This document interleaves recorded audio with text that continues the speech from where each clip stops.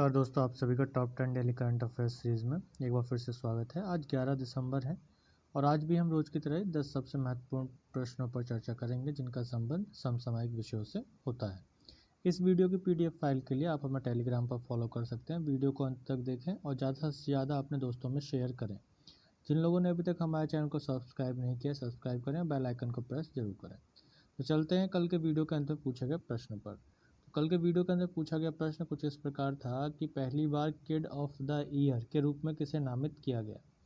Option है स्नेहलता राव, रागिनी श्रीवास्तव, गीतांजलि राव, नंदिनी पटेल। तो इसका आंसर होगा गीतांजलि राव। भारतीय मूल की अमेरिकी नागरिक हैं गीतांजलि राव और ये 15 वर्षीय हैं और इन्होंने महत्वपूर्ण क्षेत्रों में कार्य किया है, आविष्कार किए हैं, जिसके लिए इन्हें kid of the year times magazine की ओर से अवार्ड के रूप में नामित किया गया है। अगला प्रश्न है हमारा कि निम्नलिखित में से कौन से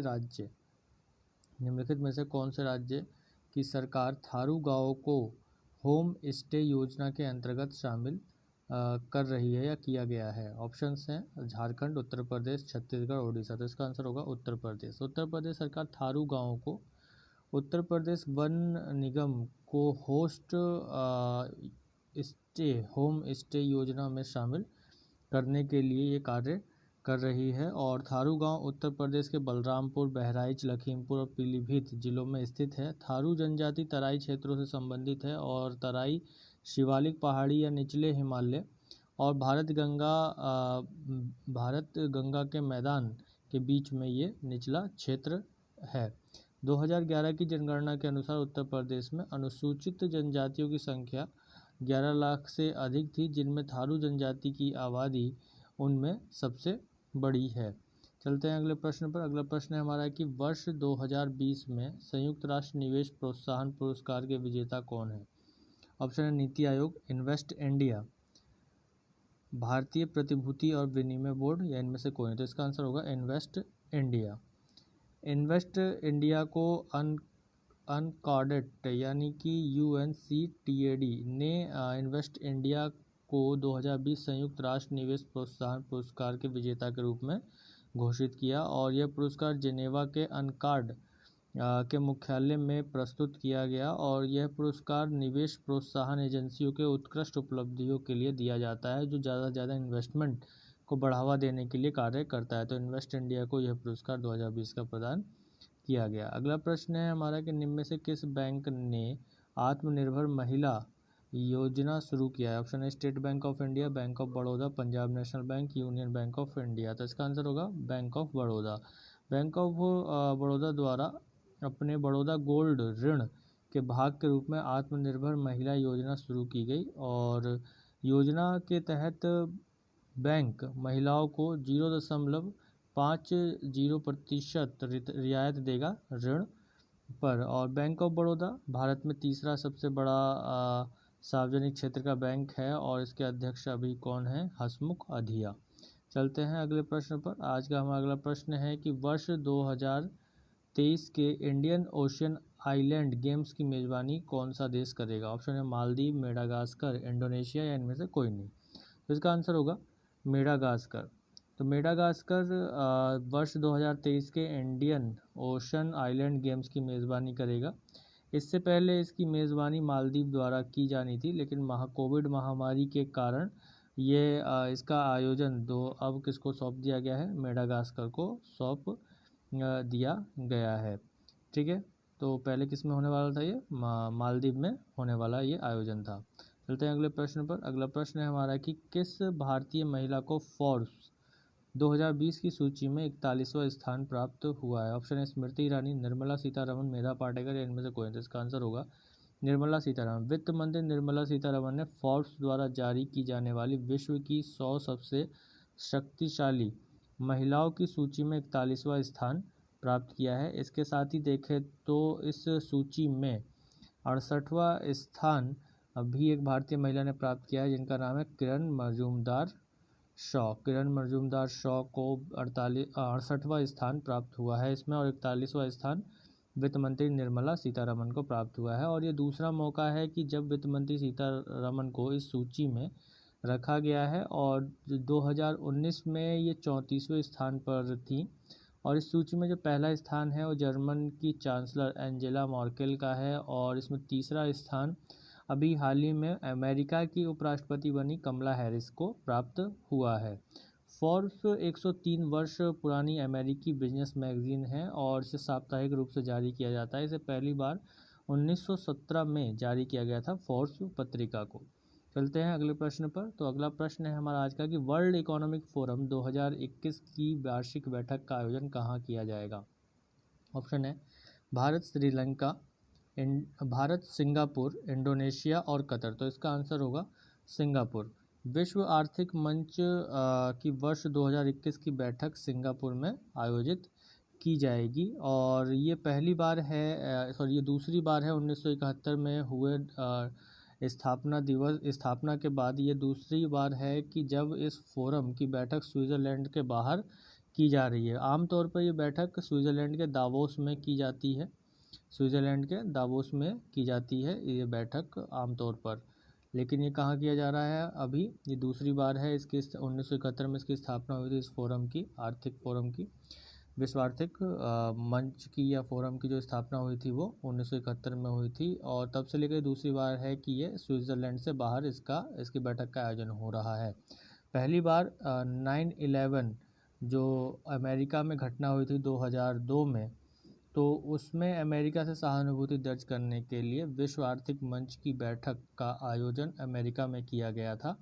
लेकिन अभी कोविड महामारी के बढ़ते प्रभाव के कारण और मुख्य रूप से यूरोप में अधिक प्रभाव के कारण इसका आयोजन अब यूरोप से बाहर किया जा रहा है। और कहाँ किया जा रहा है, सिंगापुर में किया जा रहा है। और नहीं तो आमतौर पर इसकी बैठक कहाँ होती है, दावोस स्विट्ज़रलैंड में होती है। मुख्यालय कहाँ है विश्व आर्थिक फोरम का, कोलोन स्विट्ज़रलैंड में इसका मुख्यालय है। चलते हैं अगले प्रश्न पर। अगला प्रश्न है हमारा कि विश्व मानवाधिकार दिवस मनाया जाता है 9 दिसंबर, 10 दिसंबर, 11 और 12 दिसंबर। तो इसका आंसर होगा 10 दिसंबर। तो वर्ष 1948 में संयुक्त राष्ट्र महासभा द्वारा मानवाधिकारों की सार्वभौमिक घोषणा को अपनाने की वर्षगांठ को चिन्हित करने के लिए यह दिवस मनाया जाता है। वर्ष 1948 में संयुक्त राष्ट्र महासभा ने इस मानव सार्वभौमिक अधिकारों को, मानव अधिकारों को अपनाया था और इसको लेकर 10 दिसंबर 1948 को अपनाया था, जिसके कारण 10 दिसंबर को ये विश्व मानवाधिकार दिवस मनाया जाता है। इस बार जो उसकी थीम रही वह रही कि बेहतर पुनर्प्राप्त मानव अधिकारों के लिए खड़े हो जाओ, ये इसकी थीम इस बार रही। तो चलते हैं अगले प्रश्न पर। तो अगला प्रश्न है हमारा कि भारतीय संसद या संसद परिसर में नए संसद की आधारशिला किसके द्वारा रखी जाएगी। ऑप्शन है रामनाथ कोविंद, नरेंद्र मोदी, वेंकैया नायडू या इनमें से कोई। तो इसका आंसर होगा नरेंद्र मोदी। प्रधानमंत्री नरेंद्र मोदी संसद परिसर में नए संसद भवन की आधारशिला रखेंगे और इसे सेंट्रल विस्टा प्रोजेक्ट के तहत विकसित किया जाएगा और इस नई इमारत का निर्माण 2022 तक पूरा होने का अनुमान एक तरीके से। इसका निर्माण, जो नई इमारत है उसका निर्माण कौन सी कंपनी कर रही है, टाटा प्रोजेक्ट्स लिमिटेड। और इसका जो डिज़ाइन तैयार किया है एक Gujarati design firm HCP design firm के द्वारा ये तैयार किया जा रहा है। गुजरात की है ये डिज़ाइन फर्म HCP और इसके द्वारा इसका डिज़ाइन तैयार किया गया है। त्रिकोणीय आकृति में है नया संसद भवन जो परिसर में बनाया जा रहा है। वर्तमान जो संसद भवन है उसका निर्माण 1921 में शुरू हुआ था और 1927 में वो पूरा हुआ था। इस इमारत का उद्घाटन 18 जनवरी 1927 को लॉर्ड इरविन ने किया था, जो भी वर्तमान में भारतीय संसद है उस इमारत का। और इसको एडविन लुटियंस और हर्बर्टर वेकर ने डिज़ाइन किया था, जो वर्तमान में अभी हमारा भारतीय संसद है उसकी इमारत को। चलते हैं अगले प्रश्न पर। अगला प्रश्न है हमारा कि केंद्र सरकार ने कोविड-19 वैक्सीन की डिलीवरी के लिए किस ऐप की घोषणा की है। ऑप्शन है कोविजय, कोविन, कोटीका या इनमें से कोई। तो इसका आंसर होगा कोविन।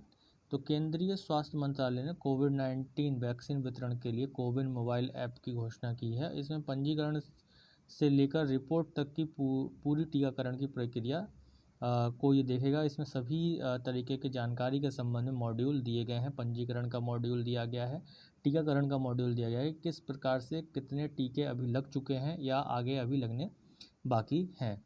चलते हैं अगले प्रश्न पर। तो अगला प्रश्न है हमारा कि किन 2 देशों ने संयुक्त रूप से दुनिया की सबसे ऊंची चोटी माउंट एवरेस्ट की ऊंचाई में वृद्धि दर्ज की है। ऑप्शंस हैं भारत नेपाल, नेपाल चीन, भारत चीन, भारत भूटान। तो इसका आंसर होगा नेपाल और चीन। नेपाल और चीन ने संयुक्त रूप से घोषणा की है कि 8,848.86 मीटर विश्व की सबसे ऊंची चोटी माउंट एवरेस्ट की संशोधित ऊंचाई है।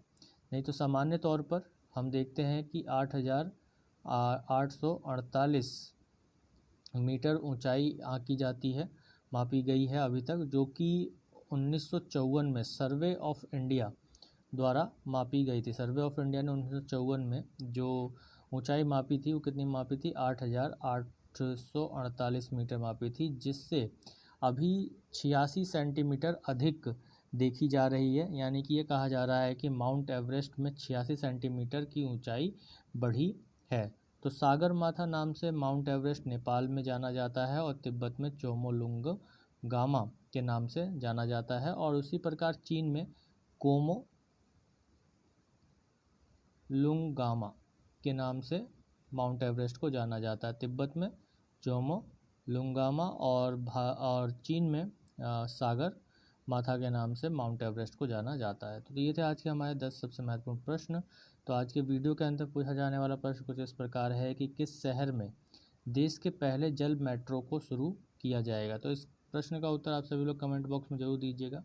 ये वीडियो आप लोगों को अच्छी लगी हो तो ज़्यादा से ज़्यादा अपने दोस्तों में शेयर कीजिए, लाइक कीजिए, और जिन लोगों ने अभी तक हमारे चैनल को सब्सक्राइब नहीं किया सब्सक्राइब करें, और इस वीडियो की PDF फाइल के लिए टेलीग्राम पर हमसे ज़रूर जुड़ें। धन्यवाद।